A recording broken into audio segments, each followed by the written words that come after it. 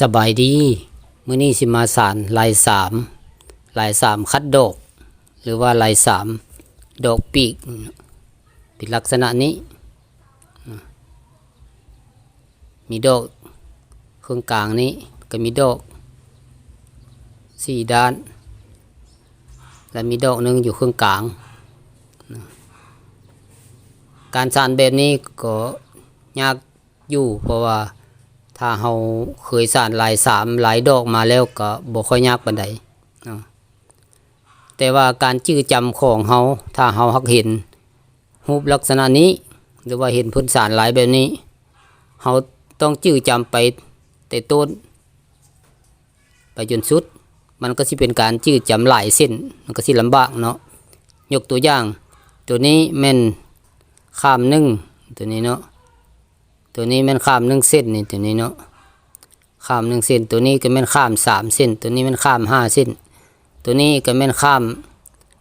3ยก1ข้าม3ตัวนี้ก็แม่นยก3ตัวนี้ก็แม่นยก5ตัวนี้ก็แม่นยก3ข้าม1ยก5จังซี่เนาะถ้าเฮาจะไล่ไปเมิดฮอดพี่เฮาบ่สามารถจื้อจำได้เนาะฉะนั้นเฮาต้องเอาวิธีนี้เนาะเฉพาะวิธีของค่อยวิธีผู้อื่นสิบ่สร้างว่าเนาะวิธีของค่อยแม่นเริ่มจากจุดใจกลางนี่เฮาต้องนับจากจุดใจกลางนี้เนาะนับจากเฮาต้องสาน1เส้นนี้2เส้น3เส้น4 5 6นี่7 8 9 10 11 12เฮาเอาซ้ำนี้ก็พอเนาะเฮาเอาประมาณ12เส้นนี้เฮาจื้อประมาณนี้เพราะว่าด้านนี้กูกันข้ามเฮาก็สานคือกันมันครึ่งคือกันหลังจากเฮาสานเริ่มจากจุดใจกลางนี้มาฮอดนี้แล้วเฮาก็หันด้านข้างนี้มาเฮาก็เริ่มสานจากจุดใจกลางนี้มาฮอดนี้เพราะว่ามันครึ่งคือกันเฮาใช้ความจำตัวเดียวกันนี้เนาะเฮาบ่จำเป็นใช้ความจื้อจำจนสุดนี่มันจื้อจำหลายพูดมันสิเข้าใจยากเนาะแต่ว่าผู้ชำนาญแท้เขาเจ้าก็สานลายสามแบบนี้แล้วเขาเจ้าก็สานก่อไปเลยก็ได้ก่อเป็นตาไปเลยเริ่มต้นเฮาเอาตอกสีขาวมา7เส้นวางลงไปแบบนี้เฮาเอาตอกสีขาวเป็นตัวตั้งก่อนแล้วเฮาเอาตอกติวนี้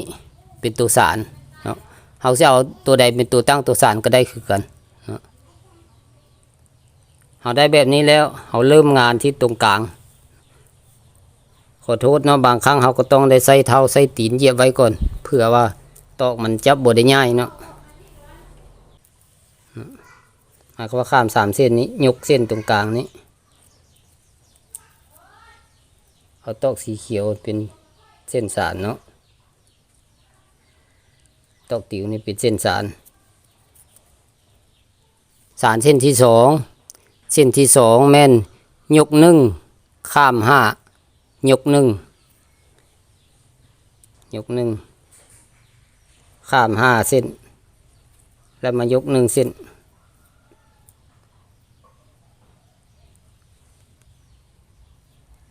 ถ้าเฮาบ่เข้าใจจดเอาเลยก็ได้เนาะหรือว่าเฮาเบิ่งไปถ้าเฮาเคยสานหลาย2หลาย3มาหลายเทื่อแล้วเฮาก็เบิ่งไปก็เข้าใจอันนี้เส้นที่2แล้วเส้นที่3บัดนี้เฮาจะสานเส้นที่3นี้แม่นยก2ข้าม3ยก2แสดงว่ายก2นี้ข้าม3เส้นตรงกลางแล้วก็ยก2ข้างซ้ายข้างขวา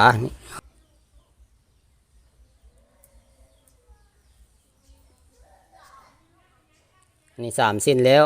เส้นที่4นี่แม่นยก3ข้าม1ยก3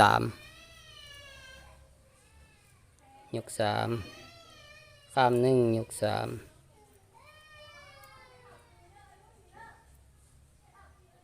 เส้นที่4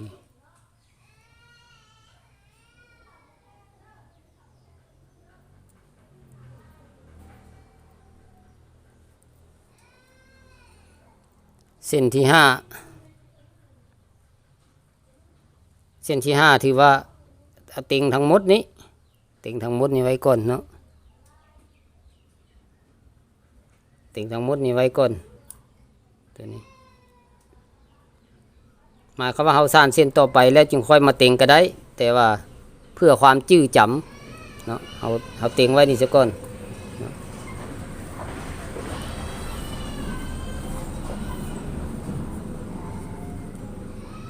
เฮาเต็งไว้นี้วันนี้เส้นที่6เส้นที่6ข้าม3ยก1ข้าม3หมายความว่าข้าม3ยก1ข้าม3ตัวนี้ระวังถ้าว่าตอกบ่อ่อนนี่ตอกบ่อ่อนตอกต้องหักเนาะเส้นนี้ก็ได้มันอ่อนๆดีเดี๋ยวนี้เนาะอย่าลืมว่ามีเส้นนึงอยู่นี้แต่ว่าเอาไว้ซ้ำนี้ซะก่อนวันนี้เส้นที่7เส้นที่7ข้าม2ยก3ข้าม2ข้าม2นี้ยก3ข้าม2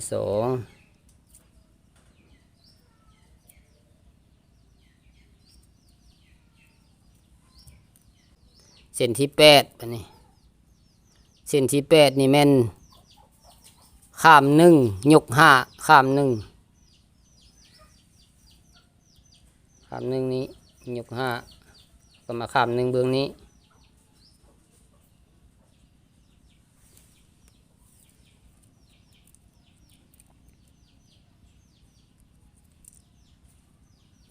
เส้นที่9ยก3ข้าม1ยก3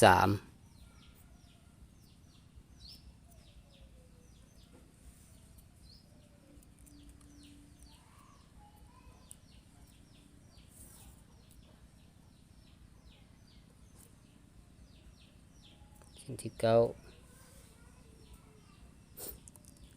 เส้นที่10เส้นที่10แม่นข้าม1ยก5ข้าม1ตัวนี้แล้วมายก5เส้นตรงกลางแล้วก็มาข้าม1ตัวฝั่งขวานี้นี่เป็นเส้นที่10เส้นที่11ข้าม2ยก3ข้าม2ข้าม2ยก3แล้วก็มาข้าม2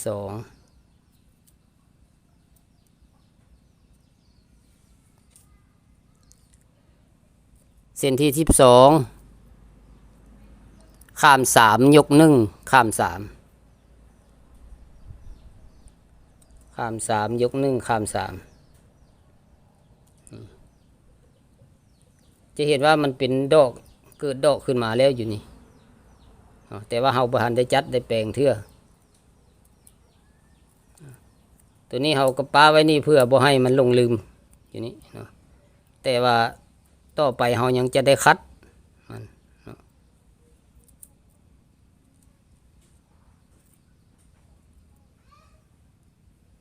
อันนี้เฮาก็อ้วย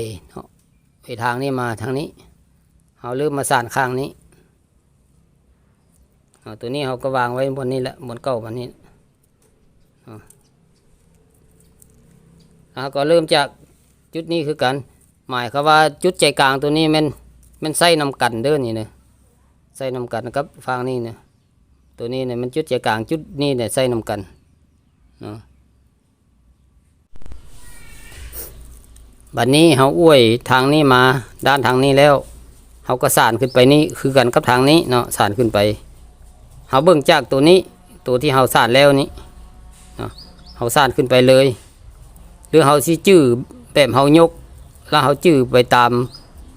ที่เฮาเว้าผ่านมาหั่นก็ได้ถ้าเฮาบ่จื้อแท้เฮาก็เบิ่งตัวนี้เนาะสานแบบเครื่องคือกันตัวอย่างเส้นนี้เนาะตัวนี้เป็นเส้นกลางเส้นนี้มันยก1ข้าม5ยก1เฮาก็เฮ็ดคือมันเนาะต้องยก1ข้าม5ยก1มันก็ได้คือมันแล้วตัวนี้เนาะแล้วมาเบิ่งเส้นที่2นี้ยก2ข้าม3ยก2เขาก็เฮ็ดคือมันยก2ข้าม3ยก2อันนี้แล้วเส้นต่อไป สมมุติว่านับตัวนี้เป็น1เนาะตัวจุดใจกลางนี่นับเอามันร่วมกันเนาะ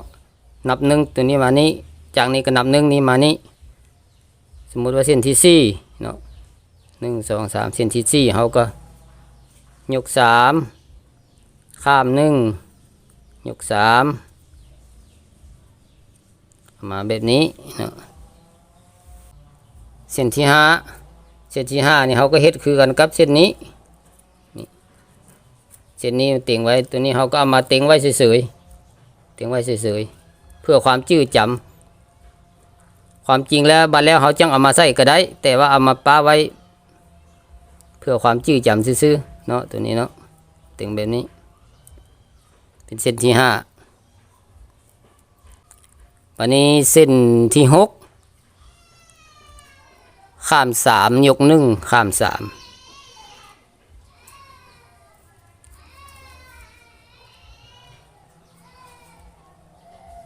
นี่เนาะข้าม3ยก1ข้าม3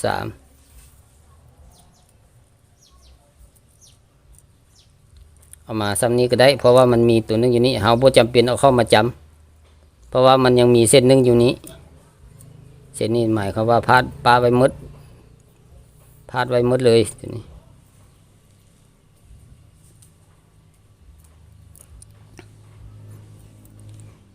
อันนี้เส้นที่7ข้าม2ยก3ข้าม2ข้าม2ยก3ข้าม2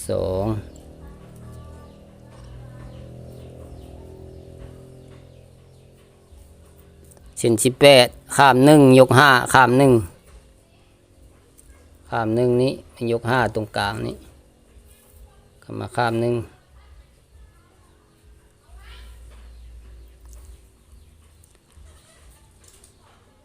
เส้นที่9ยก3ข้าม1ยก3เอาว่ายก3เส้นข้าม1เส้นยก3เส้นลักษณะนี้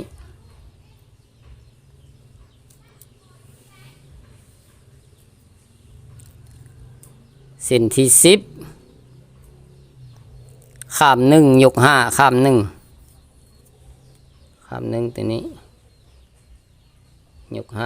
ข้าม1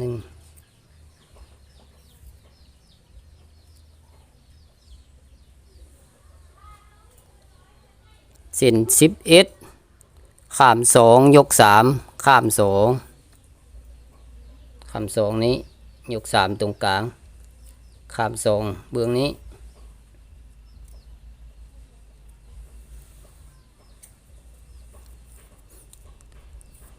เส้น12ข้าม3ยก1ข้าม3ข้าม3เส้นนี้ยก1นี้ข้าม3เส้นนี้หมายความว่าเท่ากันกับข้างนี้แล้วออกมาแบบนี้ออกมาแบบนี้แหละบัดนี้เราต้องปีนด้านมานี้เอาตอกสีขาวมาสานความจริงเรายังสานออกไปได้2ข้างแต่ว่าเพื่อความจื้อจำง่ายเอาซ้ำนี้ซะก่อนแล้วทำมาข้างนี้เนาะเราสานไปนี้แล้วก็มาสานข้างนี้ขออนุญาตใส่ตีนใส่เท้าใส่ตีนเหยียบไว้นี่เนาะ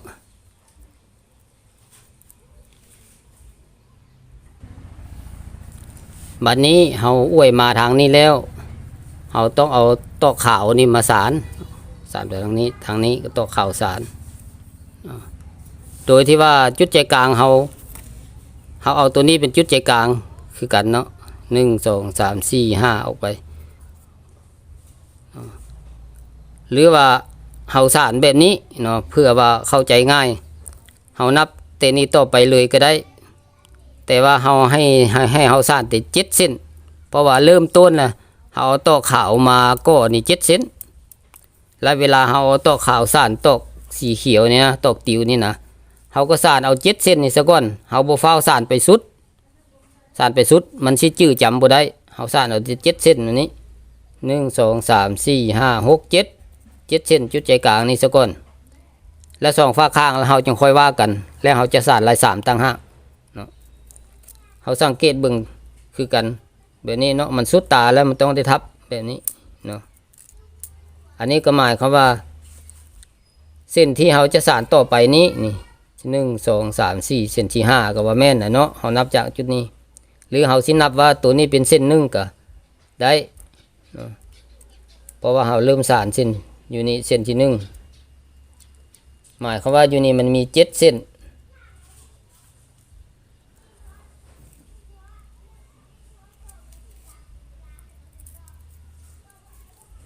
ขอโทษโต๊ะตัวนี้มันซ้อนกันอยู่เนาะซ้อนกันอยู่มันหลายโพดเอาออกเส้น1อันนี้หมายความว่าเขาเริ่มสานตัวนี้เขาก็เอาขึ้นมามืด7เส้นนี่ซะก่อน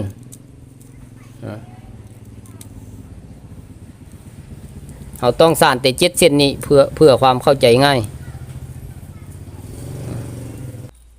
บัดนี้เส้นต่อไป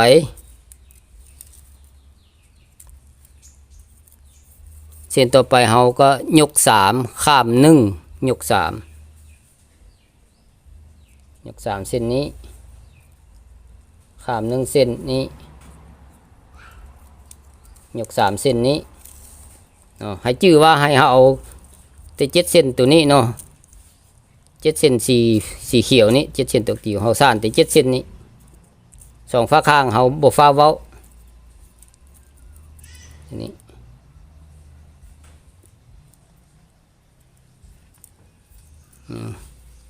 แล้วเส้นต่อไปอันนี้เป็นเส้นที่2แล้วนี่เนาะเส้นที่1นี่เราเอาลอดมด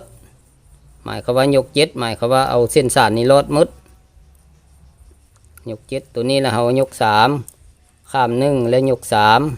3เนาะเส้นต่อไปเราก็ยก2ข้าม3ยก2หมายความว่ายก2นี้ข้าม3เส้นแล้วก็ยก2นี้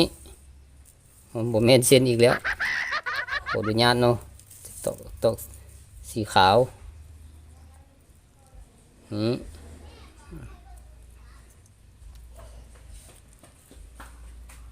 เส้นต่อไปยก1ข้าม5ยก1ข้าม5ยก1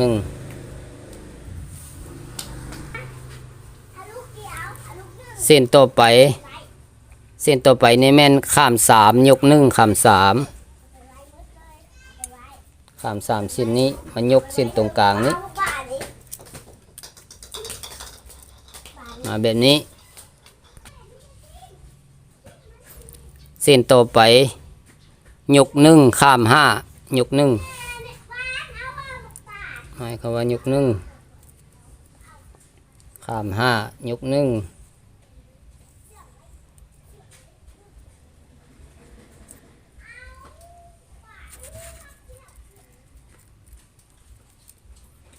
เส้นต่อไปยก2ข้าม3ยก2นี้ข้าม3นี้ยก2นี้ให้เฮาชื่อว่าเฮาสานแต่7เส้นนี้2ข้างนี้บ่ฟ้าเว้าเนาะเส้นต่อไปยก3ข้าม1ยก3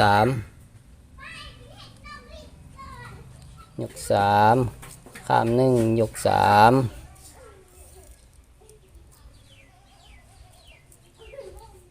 มันพอดอกมาแล้วนี่พอตามันพอดอกมาแล้วนี่เขาจะสานต่อไปอีกก็ได้คือกันแต่ว่าเขาเอาซ้ำนี้แล้วเขามาสานฟากทางนี้มาอวยฟากทางนี้อวยมา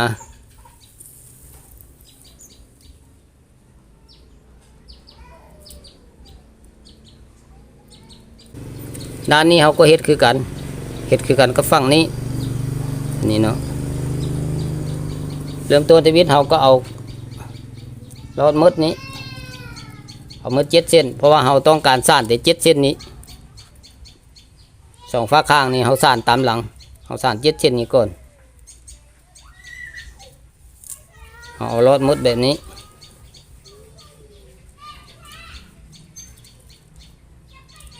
ต้องเลือกเส้นมันอ่อนๆเส้นแข็งหลายก็บ่ได้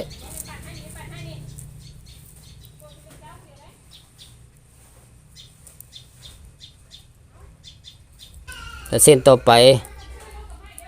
ก็ยก3ข้าม1ยก3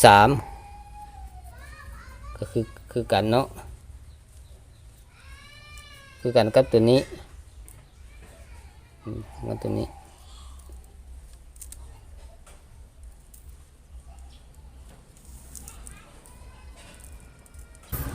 ต่อไปก็ยก2ข้าม3ยก2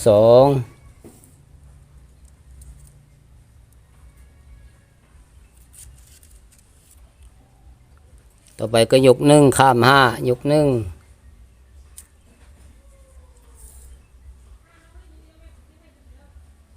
ต่อไปก็ข้าม3ยก1ข้าม3นี้ยกเส้นตรงกลางนี้แล้วก็มาข้าม3นี้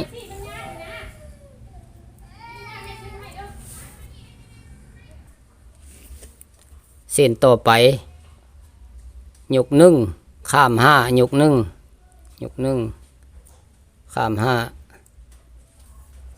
ยก1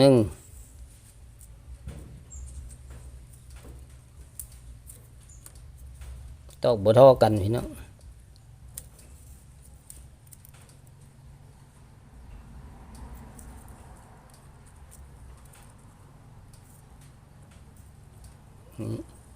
เส้นต่อไปยก2ข้าม3ยก2ข้าม3ยก2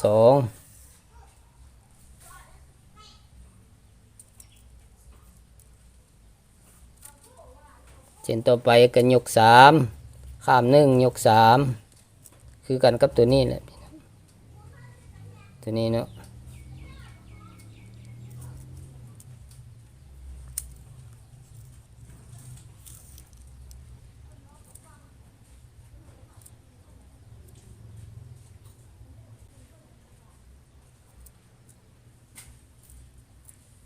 จะได้2ฝั่งเท่ากัน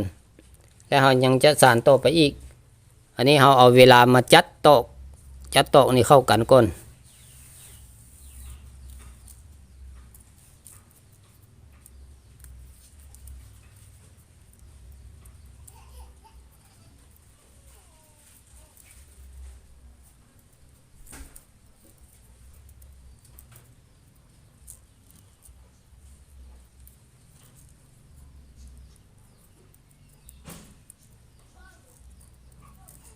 จัดได้ประมาณนี้แล้วเอามาสานลาย3คัดไว้นะคัดไว้4 เจ4ด้านมันนี้เพราะว่ามันจะอยู่จะแน่นกับลาย3นั้นแน่นบ่ให้ตอกมันพื้นฉะนั้นเราเริ่มเอาเจใดก่อนก็ได้เนาะเขาดูญาติเหยียบไว้ยันตอกมันย้ายไปย้ายมาเอาเบิ่งตัวนี้เนาะตัวที่มันขึ้นมานี้เอาตัวนี้คัดลงนี้ตัวนี้คัดลงวางนี้ใกล้ๆกันนี้เนาะเอาขึ้นมาเอาลงไป1เส้นแล้วนี่ตัวนี้เอาขึ้นมาเอาลงไปเส้นที่2นี่เอาลงไปเส้นที่3นี่เอาลงไปเส้นที่1มด1 2 3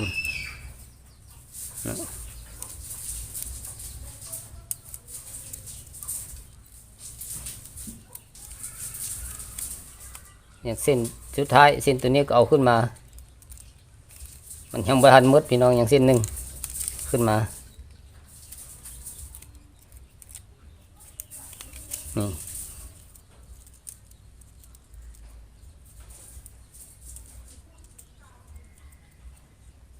มันจะออกมาเป็นลายของมันแบบนี้เนาะมันจะออกมาเรียงกันเลยแบบนี้เรียงเป็นแถวมาแบบนี้ข้างนี้ก็คือกันข้างนี้ก็คือกัน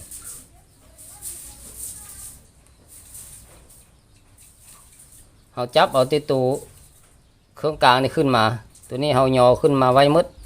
เนี่ยตัวเครื่องกลางนี่เส้นนี้ขึ้นมาเอาขึ้นมาแบบนี้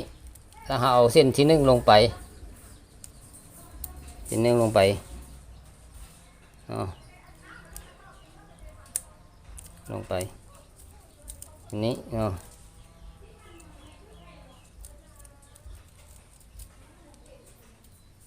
อามาเอาตัวนี้ขึ้นมาเส้นที่สองลงไปเส้นที่สามเส้นที่สี่เอาลงไปแบบนี้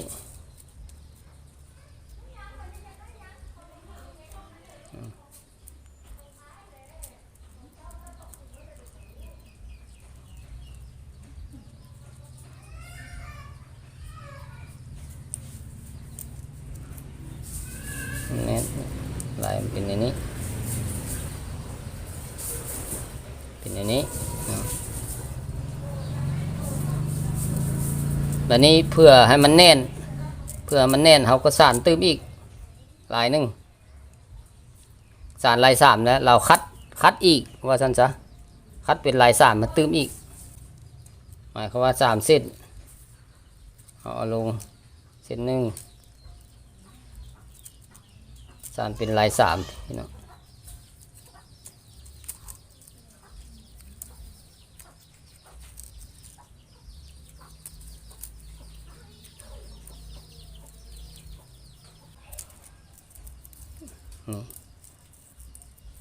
เห็นว่ามันแน่นขึ้นกว่าเก่าเบื้องนี้ก็คือกันเบื้องนี้เขาก็คัดคือกันหมายความว่าเอาลงสามเส้น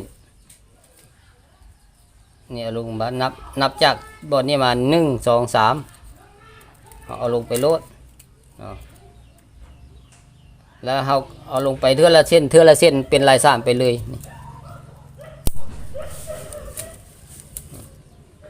แล้วก็วางตัวนี้ลงไปวางตัวนี้ลงไปตัวนี้เข้าไปวางตัวนี้ลงไปนี่ลงไปมันจะเข้าลายของมันเอง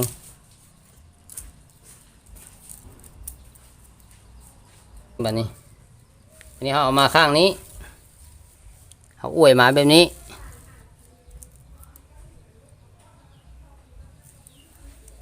ข้างนี้เขาก็เฮ็ดคือกันเขาเบิ่งจุดใจกลางตัวนี้นี่จุดใจกลางตัวนี้เส้นนี้แหละเส้นที่เราเอาขึ้นมาคัดกับเส้นนี้เนาะแล้วเส้นต่อมาเนี่ยมาทางนี้เขาก็คัดกับเส้นตัวนี้เรื่อยๆมาเขาเอาเส้นจุดใจกลางนี่ขึ้นมาเลยผมน้ำมืดนี่เอาเส้นนี้วางลงไป1 เส้นเอาขึ้นมาอีกวางลงไปแบบนี้ขึ้นมาอีกวางลงไปแบบนี้เอาขึ้นมาอีกวางลงไปแบบนี้ขึ้นมาวางลงไปแบบนี้จะออกมาพอดีกันเลยจะออกมาพอดีกันแบบนี้เลย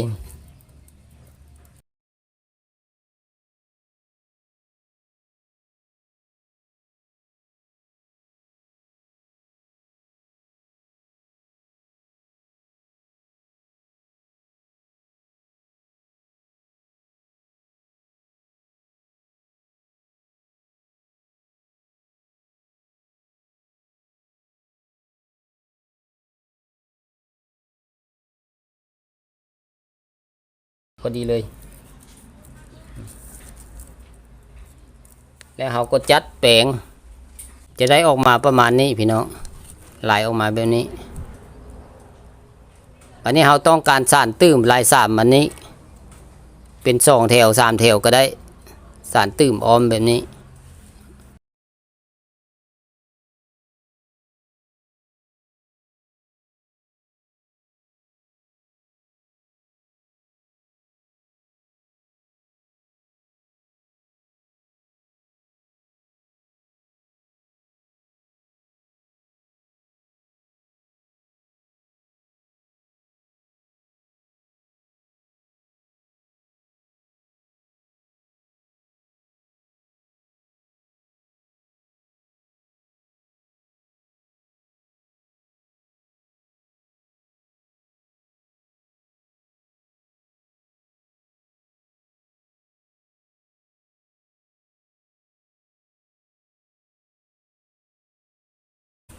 อันนี้เพิ่นเอิ้นว่าลาย3คัดดอกหรือลาย3แบบดอกปีกเนาะลาย3ดอกปีก ว้าว อันนี้ใส่ไว้สารกระเป๋าบ่หรือว่าสารฝาตู้ติ๊บเข้าสารฝาตู้ติ๊บเข้าก็ได้เนาะหลังจากเฮาสารฝาตู้ติ๊บเข้าเฮาจะมี2สั้นสั้นหนึงสารเป็นลายตะเหลวหรือว่าลายคัดธรรมดาก็ได้สั้นข้างพื้นมันเนาะแต่ว่าทางเทิงมันเฮาสารลวดลายสวยงามแบบนี้เอามาปกทางเทิงมันแล้วก็มาขีดวงมนอ้อมตัดเป็นวงมนแล้วก็เอาใส่ฝาตู้ติ๊บเข้าจะได้ลวดลายแบบนี้ลวดลายสวยงามพี่น้องบ่ยากปานใดพยายามเรียนสารผู้ใดสนใจสารเป็นแน่นอน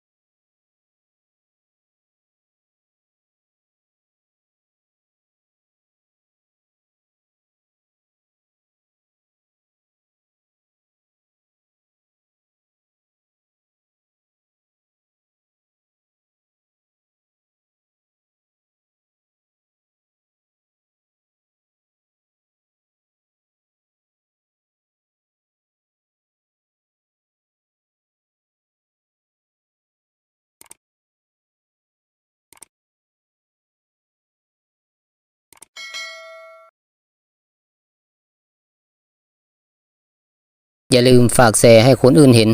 คนที่สนใจนำไปสารลวดลายต่างๆขอขอบใจเป็นอย่างสูงมาอย่างผู้ชมคลิปจนจบ